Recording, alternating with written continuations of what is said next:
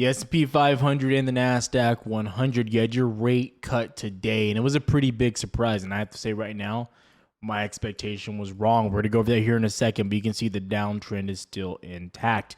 You saw a really nice attempt of that breakout, but we came back into our range we talked about. Again, you have the futures rollover. Again, it would have been 19.69 locally, but with the futures contract rollover, it's basically 19.92 to 19.95, this range up here where you were rejected for so long here. And we got pushed into that level, rejected clearly. You go to something like the 15-minute, you can see how we played out there. Just lower highs all throughout FOMC. Now, if you missed FOMC, we were live here on the channel, but basically what happened, the Fed announced a 0.5 rate cut, right? Huge, monster cut. Now, the other important thing to take away from this is you basically sat at highs, 23-year highs, okay, for longer than a year at those where we were with the rates, okay? Very important to understand, right? You haven't had a rate cut in 54 months, okay?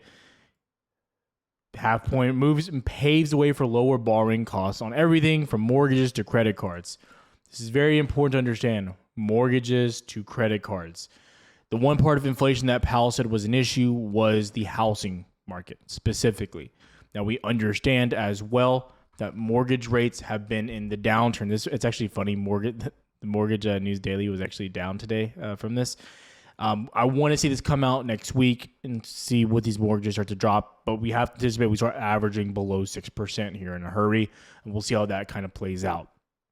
But again, the other points to really understand here, the Fed is pricing in another 0.5 cut for the remainder of the year. It's important to understand we have two more Fed meetings in November. We didn't have one in October. We have one in November and December. Okay, so that's what's expected there. Now, you've also seen other expectations from the market pricing in over 75 BPS of cuts. Important to understand. Now, Powell was very clear that he still loves what the market's doing. He still thinks we look very healthy as a market.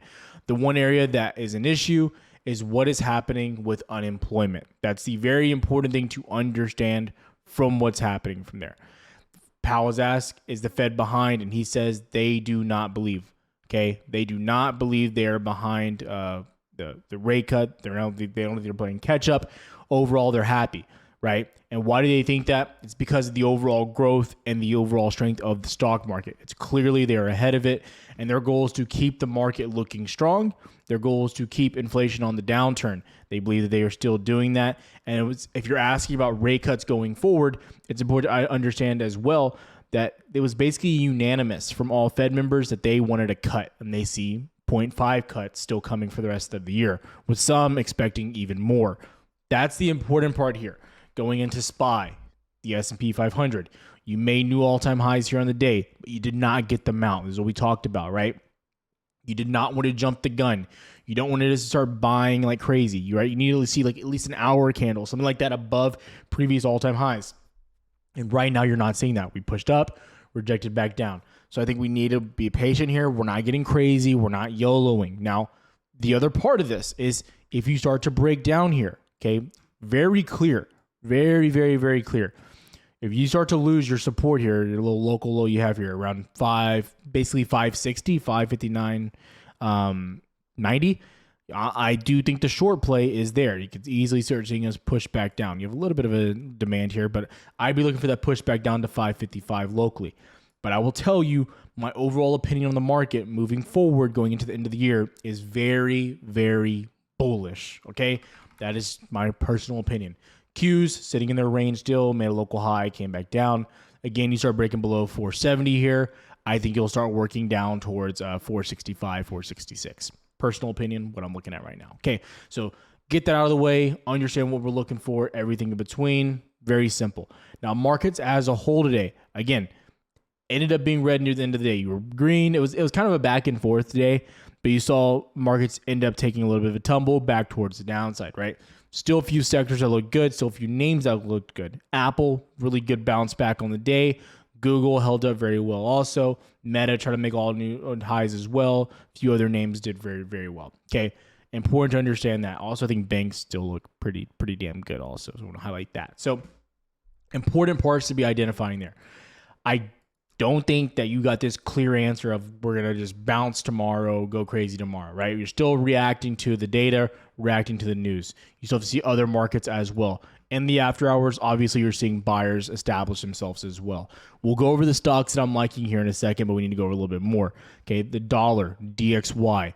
We saw the dollar start to lose. We tested your 200 weekly moving average. First time you've touched your 200 weekly moving average since January 2022. Important to know that, okay? That was right when you remounted it to, when the market really started hurting for the first time, okay? So you tested that level. Important to understand, right?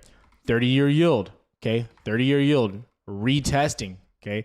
Your 4% level here. I do expect you to reject and push back down there as well, okay? TLT as well, pulled back a little bit here on the day.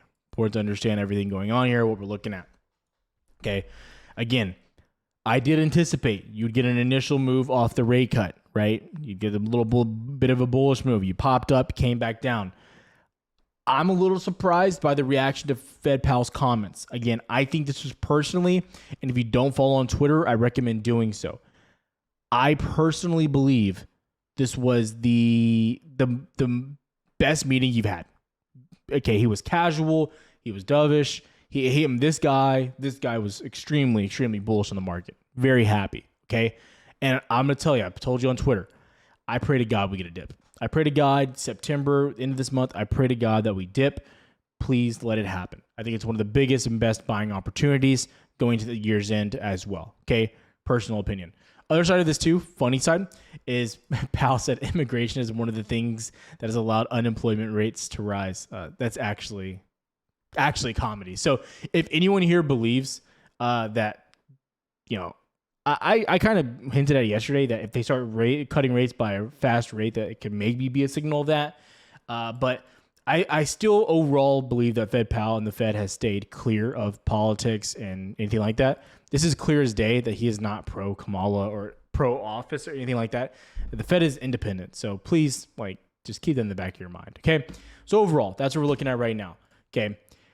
I'm still very bullish. I still like where we're at. Unless we start breaking below lows, I'm still looking really good. You're making higher lows on the 200 off the 200 SMA. The Nasdaq looks really good overall. So I can only say those things so many times. The one area of the market that just doesn't look great is semiconductors, SMH, okay? This has been your pain in the ass for the past few weeks, okay? So you're retesting 231. You need to hold this level. Hold 231, you look fine. Get above 239, you're exploding to the upside, okay? That's why NVIDIA is struggling here, but NVIDIA is still in your pennant. You go into AMD, you're below your 200 SMA. These are your levels you got to break above. These start to get above these levels, you're looking really good. ARM holding 136, but again, you need above 149. AVGO holding below 165.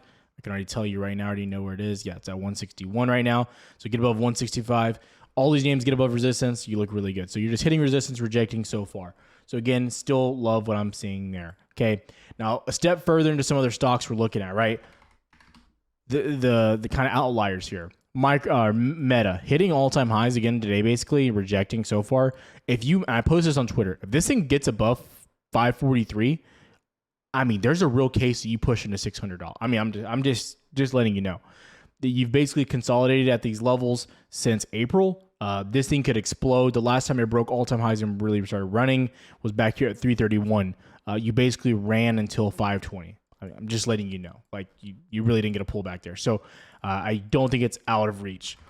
Netflix, another crazy one as well, sitting at highs. This was your previous high from 2021.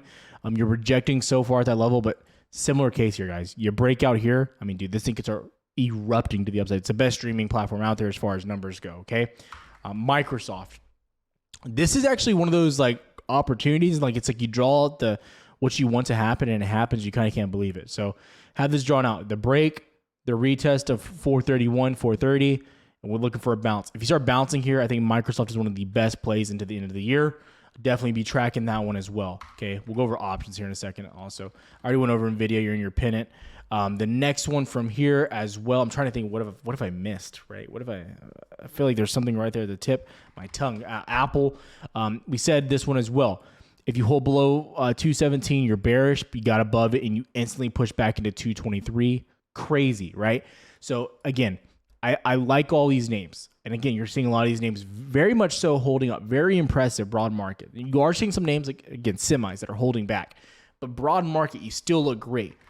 You know, Amazon, you know, we held above the 200. You pushed into 188. You just, this 188.67 level, this is your previous 2021 all-time high, right?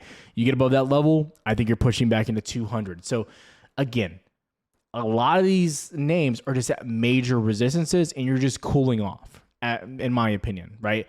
Tesla, another good example here.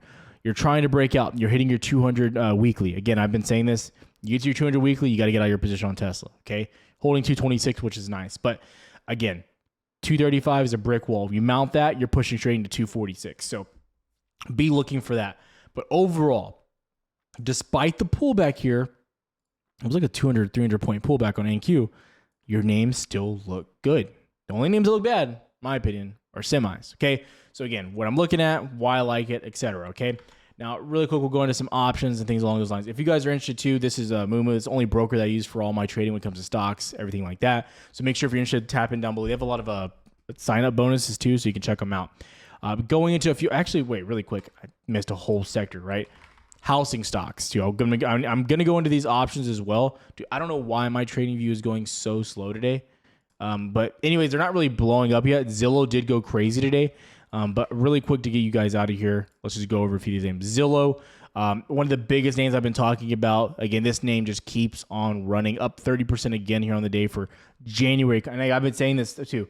Dated contracts are your friend here on these names, right? You love them. They're about to start releasing new contracts too. You need to understand that.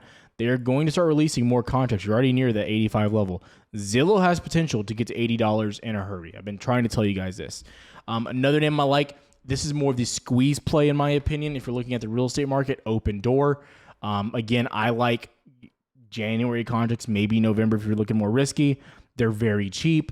I love them. I'm going to tell you right now, I'm probably going to end up buying some more of these, to be totally honest with you guys. So big fan here. They're cheap. Riskier. Most of my money is placed on the Zillows, but I still like Open Door. Interesting there as well. Redfin. I called out a small little scalp today on Redfin. And if I'm trading any of these like shorter dated contracts, I'm looking at something like November's specifically if I'm going shorter dated. Not extremely short dated. We'll say that. But something we called out today in Discord. Again, I was looking for the bigger breakout right here. So we called it out right here locally, like 14.5. You ended up running into 15.5, but then you pulled back. I was looking for 16, but you just didn't get it. So I didn't make max profits. But again, these things went crazy. They were up like 60% when they ran like that. So they move really good. Understand that. If you want to be able to hold through it, not really have to stress, go more time. Get more time in your contracts. So again, the contracts that I like specifically there. Again, a little bit further than that, I'm not going to go too much into Apple, those other ones. Again, Microsoft, though, a big player out there. Again, a name that Jay mentioned in Discord literally a day or two ago. Microsoft 1115s. These things ran, they were up 50%. Today you're back down, right? Almost where we entered at. So again, great opportunities across the board on Microsoft as well. Big names out there. Massive fan of where we're at as a market. I'm still bullish. If we get a dip, I'm telling you, that's when we'll be positioning ourselves in longer dated contracts. But you want to be patient here before you start going YOLO or heavy calls or anything like that. You're at resistance right now and you're rejecting. So be patient. But those are the names I still like in the broad market. And I think you have to be focused on that I'm watching right now. I'm very happy with where we're at. I'll have more charts as I posted on Twitter. So make sure you follow on Twitter if you want to get those updates. I appreciate you guys. Have a good one, traders.